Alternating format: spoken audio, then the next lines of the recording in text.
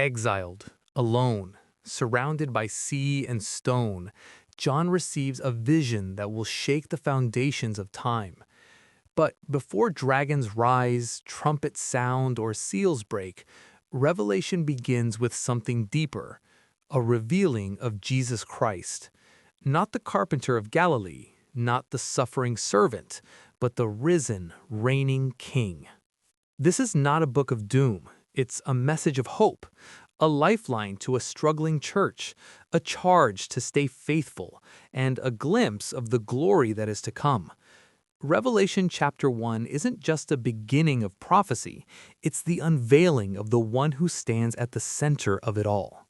The revelation of Jesus Christ, the very first words of the final book in the Bible, are not about beasts or destruction, but about Jesus himself. This is not a book meant to confuse. It is an unveiling, a revealing, given to John by God, through Jesus, by an angel, for the church. This message was urgent. Blessed is the one who reads aloud, and blessed are those who hear and take to heart what is written. These opening lines tell us this is a book to be read, heard, and obeyed. To the believers in Asia Minor, many facing persecution under Rome, this book was not distant prophecy. It was present hope.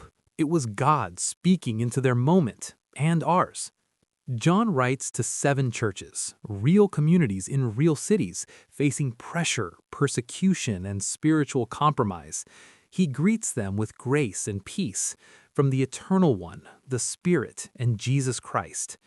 Jesus is introduced with royal titles: the faithful witness, the firstborn from the dead, the ruler of the kings of the earth.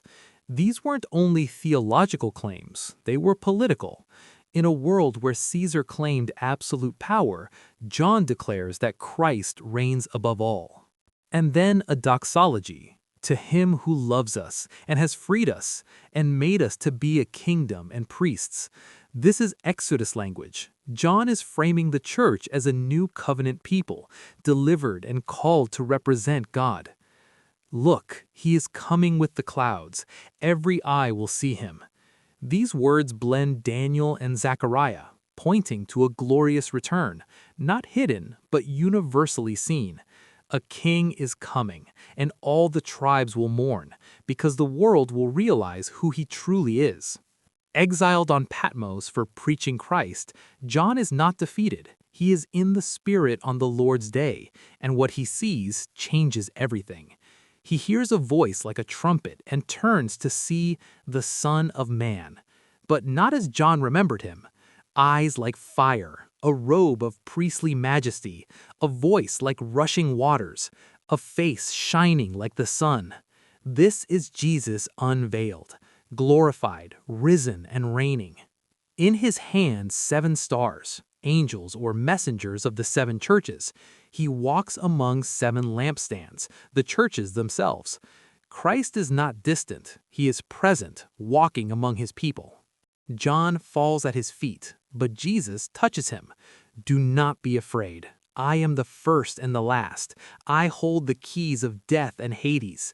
The message is clear. Christ has conquered. He holds all authority. And now John is commissioned. Write what you have seen, what is now, and what will take place later. The vision has begun.